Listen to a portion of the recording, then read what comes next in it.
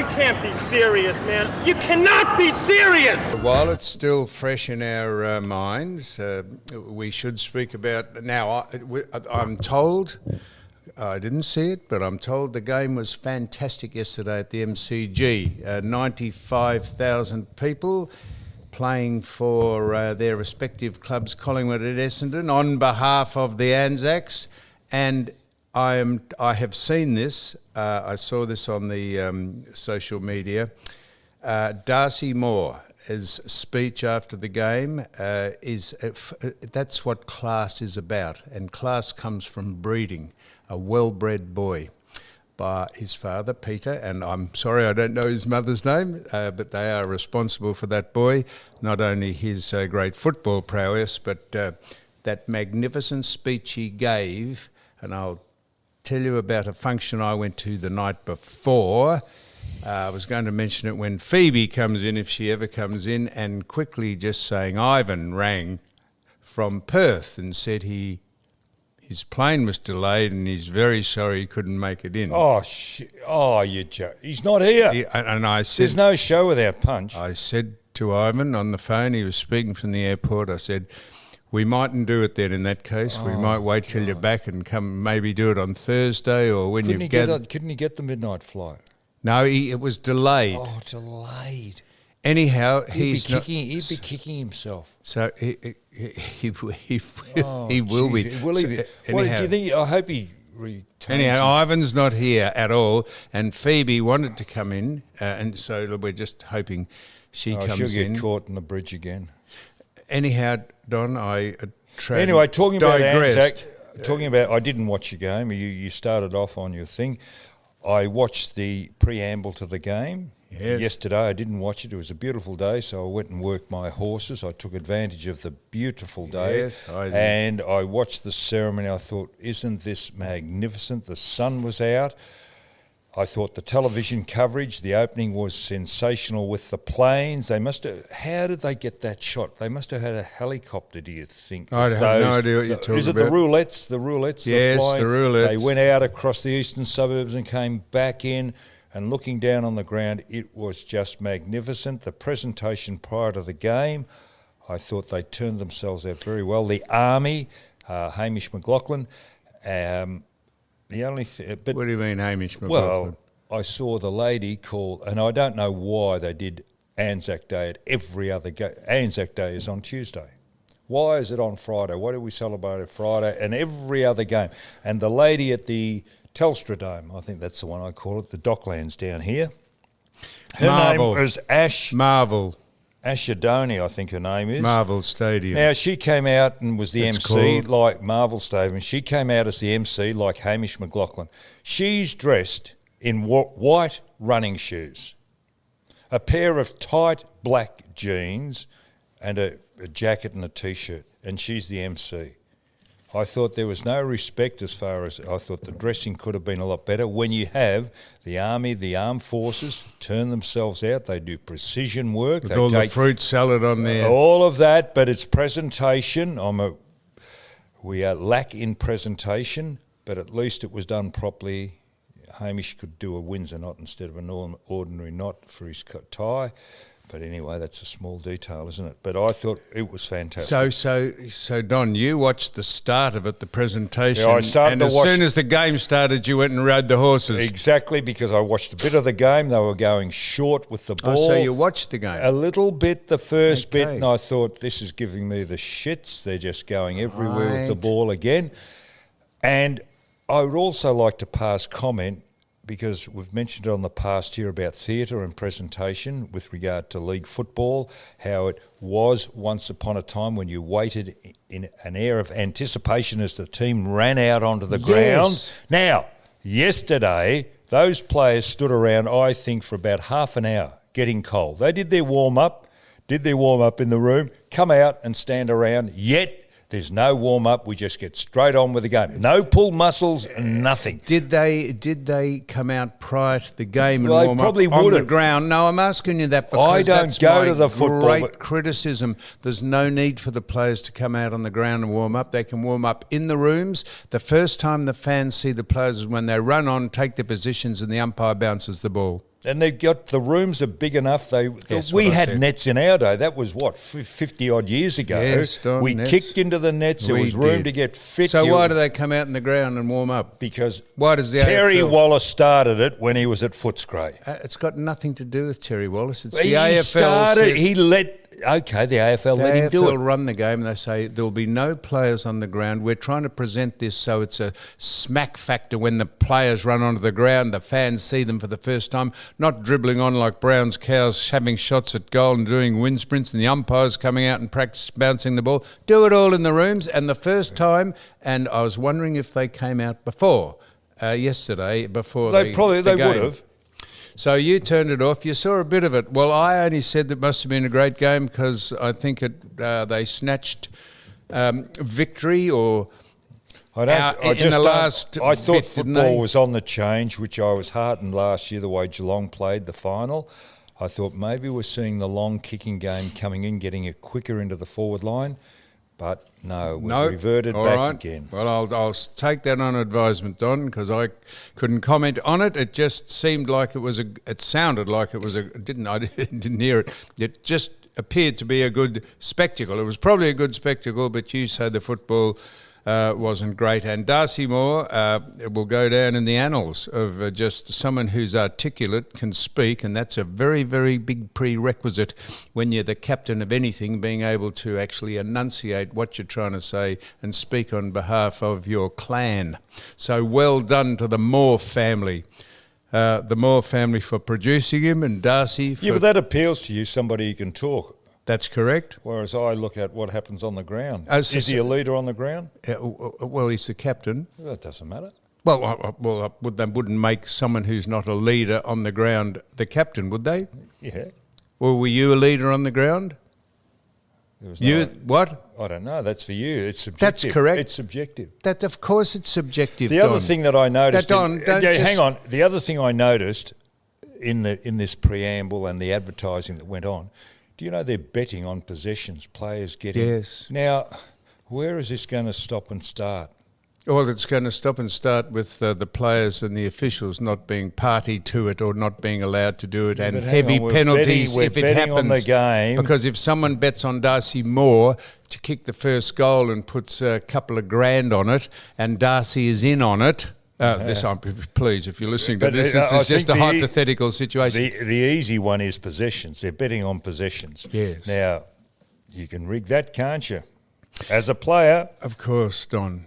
But the fans can bet on it, but it's if the investigative authorities go right through and work out that... Follow the money. Work out that they spoke to someone who actually spoke to the players, and they organised it. So that's just the risk we have with any corruption in any industry in the world. Sport is no exception. Now, Don. Don't raise your finger at me and point. Okay, so I went to a function the night before. Actually, the night before what? On Monday night, the eve, Anzac Day eve. Oh, right. And besides being at the function, the number of people who came up and said they listened to the podcast, No, you don't pat yourself on the back. I'm patting you on the back. No. Beside the number of people that came up, yeah, that's true, Don. Besides the number of people who came up and said they listened to the podcast, there was a cavalcade of ex-stars, AFL stars, who played in the Anzac Day games over the years. Now, the Anzac Day was started... Collingwood, they're from Collingwood and Essendon, in other words. Yes, that's right. So it's not a cavalcade, it's from players from two teams. A cavalcade of I said a cavalcade of stars who played in the Anzac Day games. Yeah, but they clarify that for the people listening in. There's only two teams that have ever played from Collingwood. So as soon as you said that, I thought there would be a plethora. Excuse me, a plethora. Is that the word? A plethora. Plethora. Don, is this? Are you hearing what I'm saying across there? Is that on that microphone? I said there was raise your voice. A bit of decorum. I said there was a cavalcade of stars from the two sides. No, you didn't. I said there was tell a me cavalcade of give me a stars story. I'm not of going the to. people who played in the games, and I was about to say, do you know when it started? And you said, oh, About they were 30 from odd years Essendon ago. and Collingwood. And I said, yeah, they're the cavalcade of stars that were there. That's what I was about to say. So what was the function?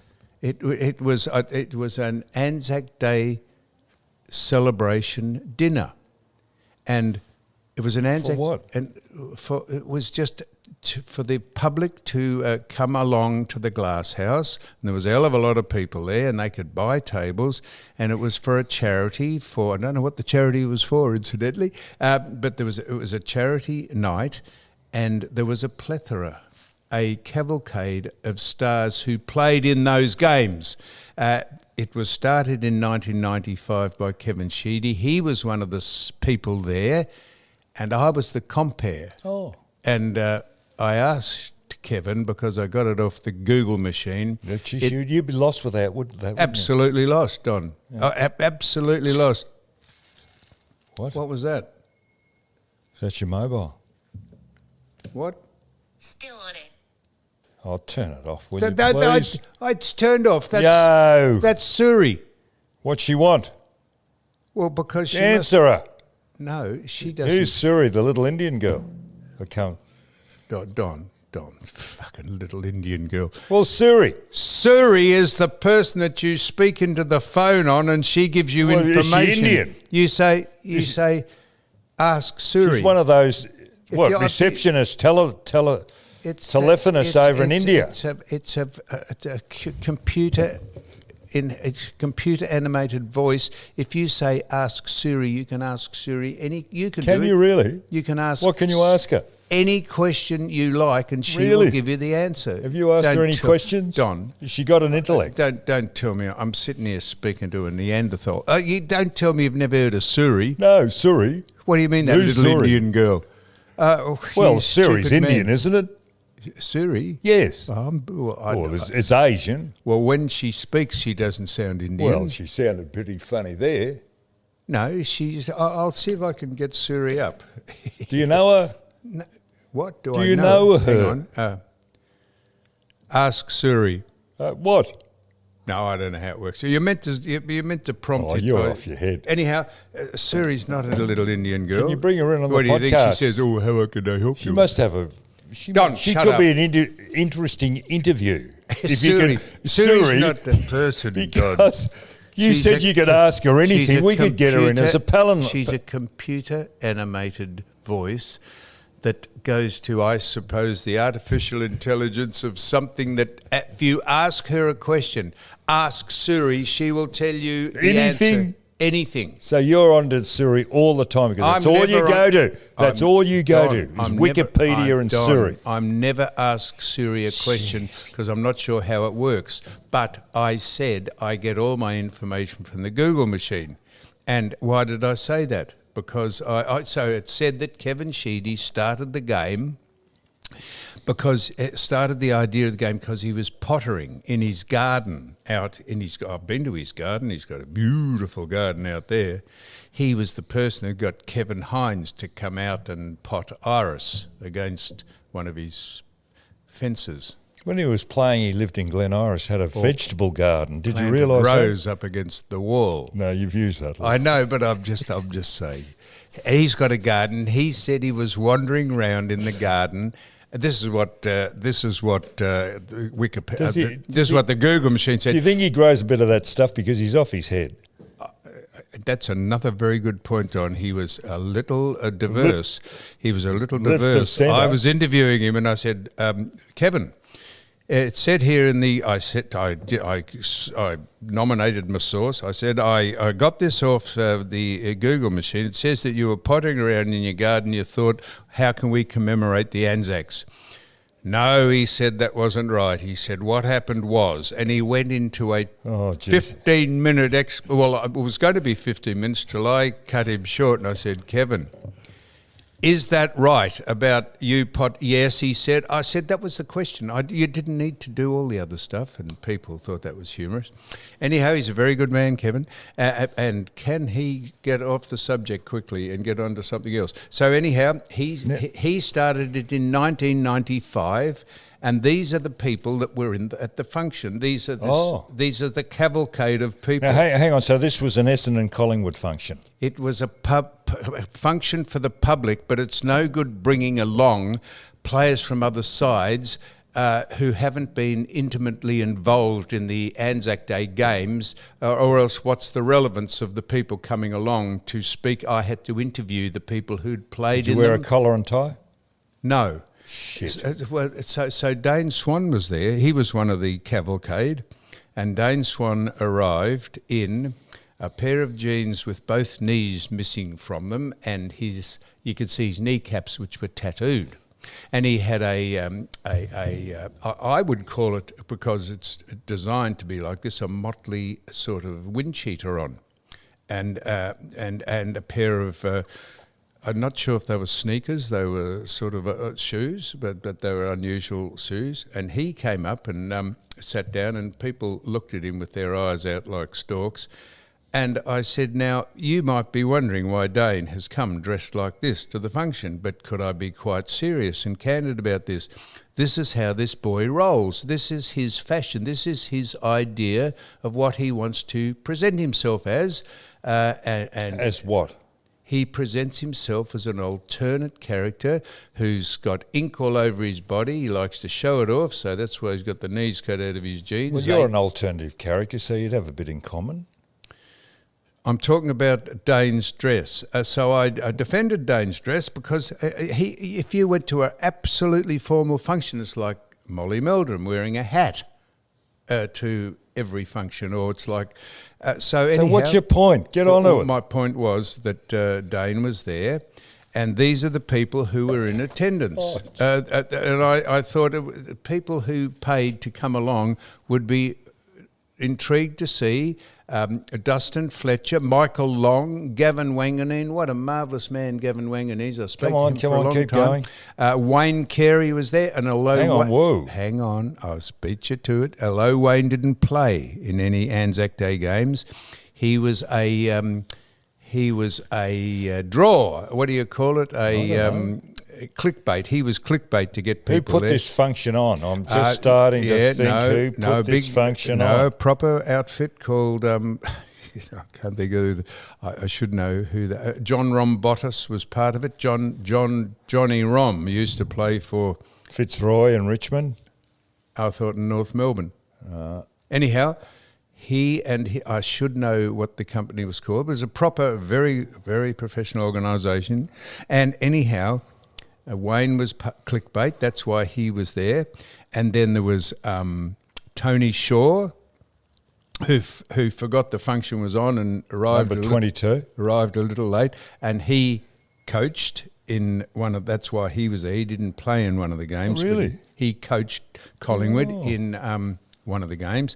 Kevin Sheedy was there. Mark Harvey was there. He wouldn't have played in a game. Yeah, of course he would have. I don't think Wouldn't he? So. That's interesting. Was he anyway, keep going. If he played after 1995, he did. Maybe he didn't. I don't think he did. Simon Madden was there. That's an interesting. Would he have? Chris Johnson, who didn't play for Fitzroy. Yeah, well, Brisbane played in the Premiership. Chris Johnson, another very nice man. Peter Dacos was there. Now, he wouldn't have played. No, he didn't, but his two sons, Nick and Josh. So hang on. This is a function of, geez, we're getting a lot of different people there that have got no connection. Peter Dacos has a connection. What? He sired the two stars of the game yesterday. Gee whiz, Nick and Josh. Yeah, okay. So the question was, this is meant to be an ANZAC Day theme, so I had to interview them, and I said to Peter, I know you didn't play in a game, but have you impressed on your two offspring the importance of the game? And they all said, of course, the right What's things. the importance of the game? What's the importance of the game? Of the ANZAC Day game? Are you serious? I'm deadly serious because I listened to the lyrics over the weekend of a song, I Was Only 19, by Red Gum. And that puts war into perspective. Have you listened to that song? What in the hell are you talking about? Well, we're celebrating. It's interesting, ANZAC Day. We're celebrating ANZAC Day. That's a battle that lost a lot of lives. Celebrating. And a battle that the Allies did not win. We know that, Don. Well, I know that. I said to you that Peter Dacos would have impressed on his offspring, Nick and Josh, the importance of the relevant. And you said, what was that? What would he have said to them? I said he would have said exactly what you're saying, that this is a celebration not of the misery and the pity of war, but a celebration on behalf of the current people who live in this country, celebrating the fact that we had heroes, men and women alike, who sacrificed themselves in 1914 when we and the New Zealanders fought against the Ottoman Empire to try and win Constantinople, which is now Turkey. And we fought the Turks at Gallipoli. Only because of our association with the motherland, England. There was a more relevant war when we were really in strife in the Second World War, when the people from Japan were coming down and actually invaded Australia. Don, there's hundreds of wars that we could mention. The Anzac Day War is Anzac Day service is predominantly, absolutely about the 1914 war, but it is now morphed into a celebration and a recognition of everyone who's fought for this country, either in Vietnam, in Korea, in the Second World War. That's what it is. So that's why Peter Dacos was there, and he was there to speak about his sons finding the importance of the day, not just getting excited about playing football as. Haven't you done anything else last week? Hang on. And Dane Swan was there, and James Hird was there. And James Hird, if you remember, in the first game in 1995, Don, he kicked what they thought was... paid for all these people to rock up. They wouldn't have done it for nothing. James Hird kicked what he thought was going to be the winning goal in the first game, and then Xaverio Roca kicked one with a second to go, and the game was a draw. And we thought, how appropriate that the game was a draw between Essendon and Collingwood in the first game, because there was no like the winners. Centenary Test, what do you think? What's that, Don? The Centenary Test. It was a draw too at the MCG. England, Australia. I see. Now, listen, talking on the football theme... And there was only one other person I didn't mention there. Oh, I better mention There's a man called Lincoln Reynolds who who did he play for? He played for 3 different clubs. Lincoln Reynolds. Yes, he was there. I was alerted to the fact that Lincoln was there.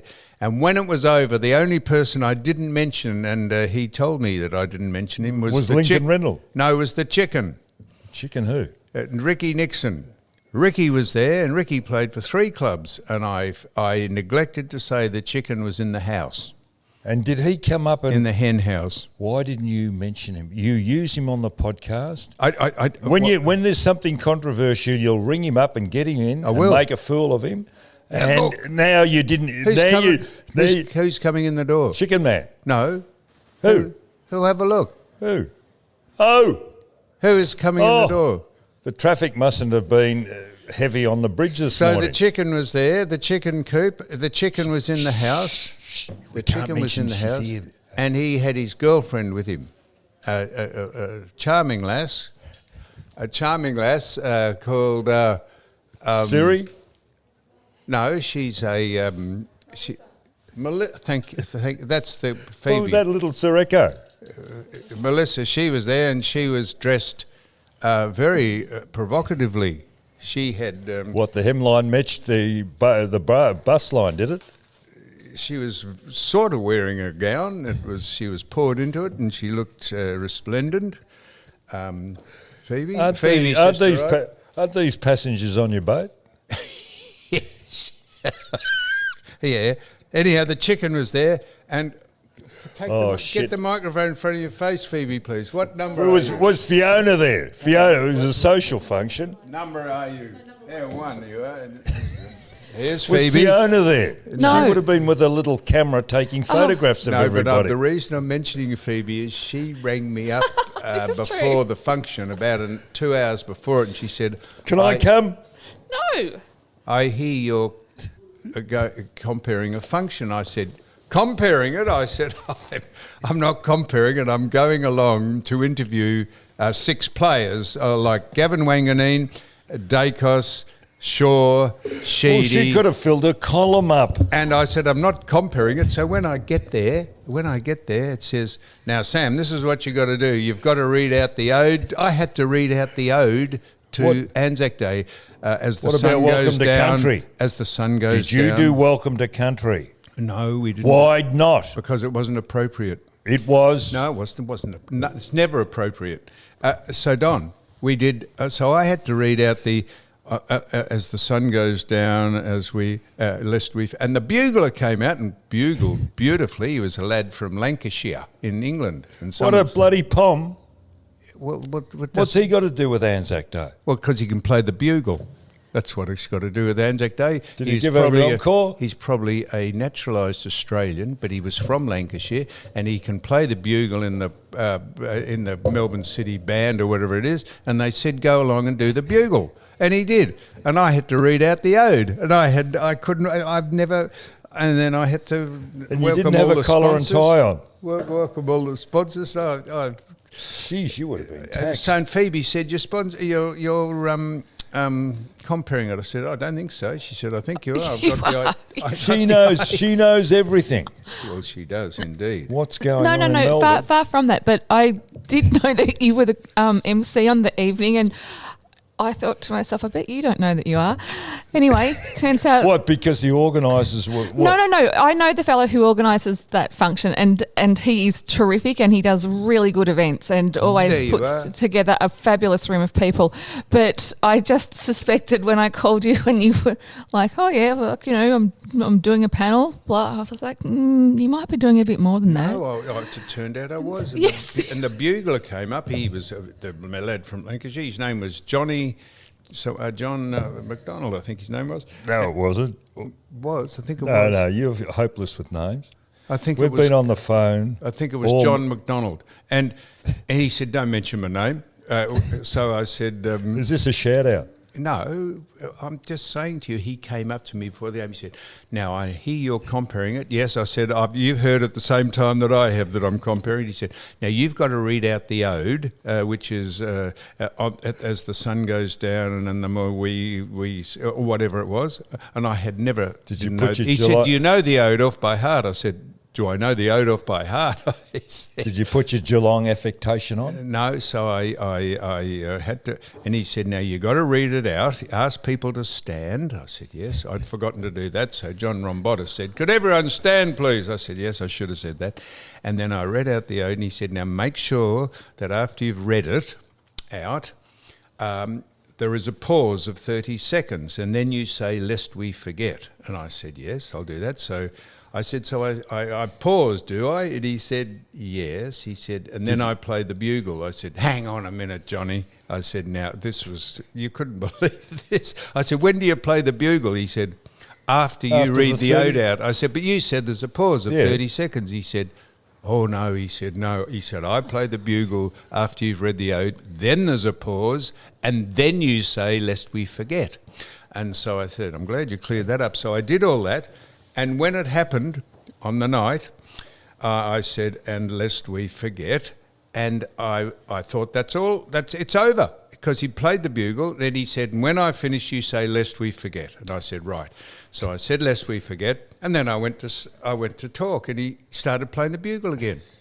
And I said to him after, I said, mate, he said, yes. Didn't I tell you that he was doing an encore? Didn't I tell you that when I say lest we forget, there's just a little bit more to play? I said, no, you didn't say that, John. I said, that's why I started talking. Well, isn't it called Reveille or something? Isn't it? Reveille, yeah, no, Reveille. They do the solemn piece, remembering the soldiers. Yeah, then at dawn, don't they play this upbeat thing that we're up and going again? No, I don't know. Anyhow, it was a nice Can't you? I was I'll told this when I was anyhow, it was good. So the crowd, in attendance liked it. They like to see people stuff. So you perform well. No, now listen, while we're on that football theme, I heard a terrific story over the weekend of twins playing football. and one twin was being tagged. A very good player in the country league. I won't mention his name, because what they did to break the tag, what do you think they did at half time to break the tag? The twins. Swap jumpers. Did you know that? That is exactly right. They swapped jumpers. Now, I won't mention the names because they would get into trouble, but they are a very prominent family, and that's all I am saying. But isn't that an ingenious way to break a tag? Swap jumpers. So, that is... If you're a twin. Well done, Phoebe. So you might remember... She's just not a pretty face, is she? What's that? Don't. Certainly not, Don, no. I'm joking, Phoebe. Now, Don, you might remember when you were playing Alistair Lord. Yeah, and Stuart. Thank you, Don. That's why I'm mentioning it. He's a twin. They come from Western... Doesn't matter where they come from. They were farmers from the Western District. It doesn't fucking matter where they come from. They were twins. And Alistair Lord, this is how he got off. They reckon, might be just folklore, but he got reported, won the Brownlow Medal in right. 19... Number 4, wasn't he? Yes. Played in the centre. and his brother was Stuart played on the half-back flank. He was number 6. Was he? What? Gareth Andrews' number. Don, shut... You might remember Alistair Lord, they said, got reported, and I remember the incident. And the umpire wrote down the wrong Stuart's number because he looked at him and he said, yes, that's Alistair Lord, but it was actually Stuart. Oh, and that's how they reckon he got off. That's exactly right. What's that, Don? So what did you talk about on the panel? Tell us about take us inside your Night of Stars. Yeah, no, it was... We've done it, Fiona. No, I've just read out...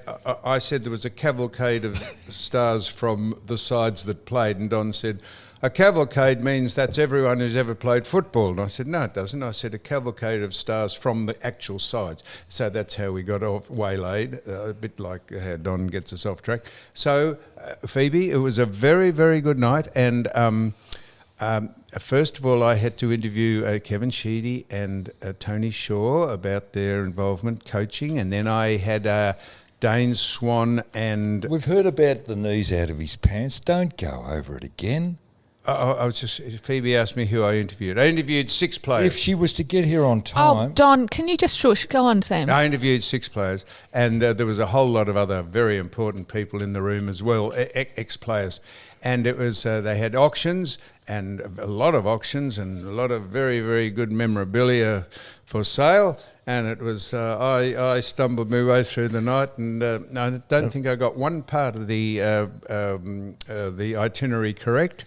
Oh my God. But it was okay, I'm told. Now, anyhow, I got away without I escaped with my life, Don. Now, Fiona, could you pass on to your editor, please, my compliments for last Sunday's paper, because I was having my Sunday coffee down at the local coffee shop and reading the middle part which was a Weekly Times type article about old footballers that never made, country footballers that were stars in the country.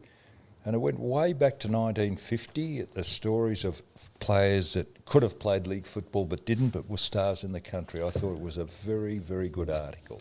Thank you, Don. I will pass on your... No, you won't. I will. What's his name? My editor? Yeah. Nick Paps. Nick, you did a terrific job. Who didn't give us... Sam, he edits the Saturday and Sunday paper. Who edited out, you cannot be serious. Oh, well, I'm giving him a compliment. I thought that was a great idea, having this kind of Weekly Times supplement, a bit of history, and going way back to the 90s. So it was well researched. We're not knocking whoever put it together. Paps. Nick didn't put it together, but it was probably his idea. But he's the editor. He's the man that made sure You Cannot Be Serious didn't go in the byline. That is 100% not true. Next topic. Keep moving. Come on.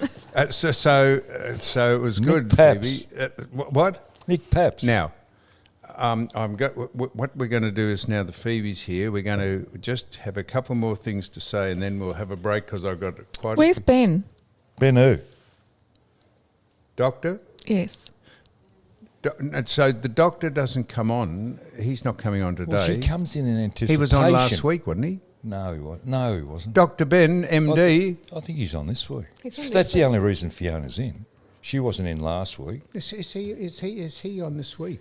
You better find out. Can you text him? No, he's not. He was on last week. You haven't got a week. guest either. Yes, I got a guest. He was on last week, Phoebe. Right. Well, where were you? Wasn't he? I'll go home. Jesus. Don't tell me the docs... You've thrown him there. You have thrown him. Look, can I just say, Sam, I do think you need to update your diary system because... the doc is not... The doc was on last week. Wasn't he? Jesus, don't tell me. I haven't got my phone ready. Just a minute. Say something to Phoebe here while I look out. Don, tell me, how are the horses going? Katie Little. No, Yeah. Katie Little. And, thank you very much for turning up and going to Bonio on Sunday. You are full of shit. I put Sunday... we've got to go to Bonio. I'm going to bring down my niece. I said if I go down, I would call you. No, I did. I will not put my weekend aside again. Don. Jeez, I put Sunday afternoon aside. I thought we're going to have coffee, sit on the veranda of Bonio, beautiful day, and watch some show jumping. And no, Fiona, you're full of shit, Fiona. I don't think the doc's on. Seriously. What's happening here? I don't believe the doc's on this week. I've just finished on the function there. The function was good. There's a few people. Fiona, you're the television. Oh, you know about TV. There.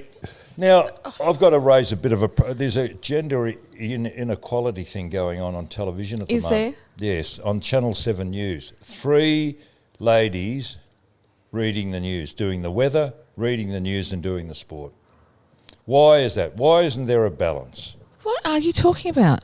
Yep, what are you talking about, The weekend edition of the Channel 7 News. We were finishing up on the ANZAC Day function and then we were going to come back. Could you investigate that for me? Don, Mike Amor and Rebecca Madden normally host the weekend edition of... Mike Amor wasn't there. Well, perhaps he was just having an Easter holiday. Well, I just think it's being dominated by females. As a male, I think there's got to be a balance. As my answer, as always, is if it upsets you, turn the channel.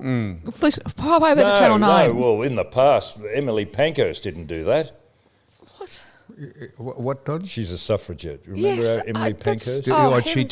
She turned the station off? No, she stood in front of a racehorse. I wish you'd stand in front of a racehorse. To finish off in the function, there was quite a few women, or people identifying as women at the function. And you might like this. One of the lasses came up to me and said... what about it? I notice you don't drink. I said, yeah, no, I don't drink. So that was an opening line for her, wasn't it? Good line. And she said, I don't drink anymore either. And I said, why not? She said, because it affects my legs. I said, what, do they swell up? She said, no, they open. And that's why she stopped drinking. Hang on, we've got Fiona sitting beside us. Excuse me. That's why she said she didn't drink, Don. No, excuse me. She didn't. You're just trying to be funny and smutty. It's not becoming, and we've got a female in our presence. She said... Why don't you say thank you, Don, Fiona? I've stood up for you. There's nothing wrong with that, Don. It is. It's smut. Her legs swell up. It's smut. She said they open, and I thought that's not a bad line. Why she doesn't drink? I want a coffee. Mind you, I knew a bloke who was having an extramarital, and we got to get onto the weather. We got to get onto the Weather Bureau too, because someone texted in about us saying that the BOM, Bureau of Meteorology, fudged their figures. This woman texted me or came in on the social media platform and said her father worked at BOM and he'd like to come on and have a chat to me about it. So I'll go through that. And by the way, you two, whilst you two are sitting there, I've got a bone to pick with you two. I came up with a story about the fish in the Darling River months and months ago, and the ABC ran a whole program. What is it called? This Is Your Life or Australian Story? No, Australian Story. Of a lady, an activist who grew up on the Darling River on a cattle station. She's a very impressive young lady. A whole story on the dead fish. And you two sat there and put shit on me when I raised this month ago. You cannot be serious credit for the ABC say they got the story from us? No, but I would like to know about the water further down the river because that would be contaminated. They draw their drinking water from the river. The daughter of this man who worked at the Bureau of Meteorology, he wanted to come in and take issue with what I said about climate change. And as I was saying, I know a bloke who had an extramarital affair with someone, and he said that she happened to be a meteorologist herself. And I said, why was that? Because he rang her up one day and he said, could I come over? And she said, yes, the coast is clear. And so he reckoned that she was a meteorologist. So it just shows you how you can meet people from different... That is so bad. That is so bad, that joke. But I did like the one about the legs opening. That's why she stopped drinking. All right, now, so Phoebe, have a break. We're having a break.